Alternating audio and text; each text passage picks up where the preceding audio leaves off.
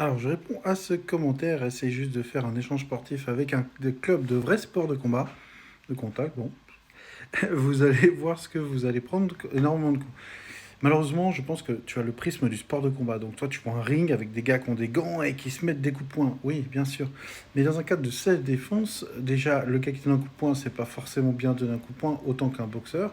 Et en plus, ce n'est pas un sport de contact. Le but va être de se protéger, de s'enfuir. On va utiliser les frappes dans les yeux, on va bloquer avec les coudes, on va frapper dans les parties génitales. C'est tout ça qu'il faut prendre en compte. Donc une personne lambda qui sait lever les mains, faire un cover, percuter, mettre deux trois coups de coude à la tête, c'est déjà énorme pour savoir se défendre. Bien sûr, si tu fais 10 ans de boxe et que tu mets un crochet à quelqu'un qui s'y attend pas, ou même quelqu'un en match sportif, oui, tu vas être efficace. J'entraîne pas des boxeurs, j'entraîne pas des pratiquants de sport de combat. Moi, c'est un art martial d'autodéfense. Donc, bien sûr, il faut bien comprendre le but. Un boxeur va boxer et va savoir donner un coup de poing, mais ne comprendra pas tout le vice, tous les objets qu'on peut utiliser, tout ce qu'on peut faire dans un cadre de cette défense. Et c'est mon combat, un petit peu entre guillemets, c'est de faire comprendre qu'il y a trois choses. Un, les sports de combat, la boxe, le full contact, le kickboxing, qui sont magnifiques et qui font que les personnes savent prendre des coups, savent en donner, c'est magnifique. Il y a aussi les arts martiaux, le taekwondo, le karaté, le Vovinam Vietvodao, qui sont des arts martiaux. Donc là, on va avoir un peu de cette défense, un peu de sport de combat, mais principalement, ce sera de la philosophie, ce sera travailler sur soi-même, très important. Et puis, on a le système de self-défense, où là, le seul but est de se protéger, d'apprendre à se défendre.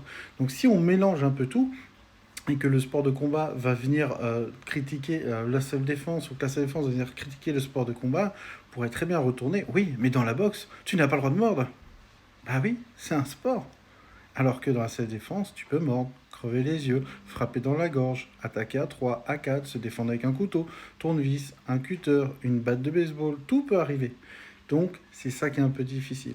Sur cette vidéo, je sais que cette vidéo est un peu longue, mais tenez jusqu'au bout. Sur cette vidéo, qu'est-ce qui se passe?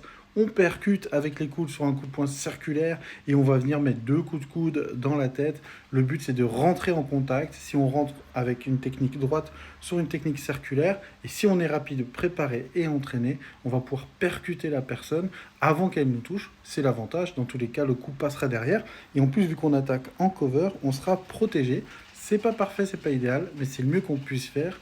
Et surtout, ben voilà, pratiquer, pratiquer. Et dans la bienveillance, j'accepte les commentaires, mais avec l'expérience, crois-moi que les sports de combat ne sont pas les arts martiaux, et les arts martiaux ne sont pas forcément la self-défense.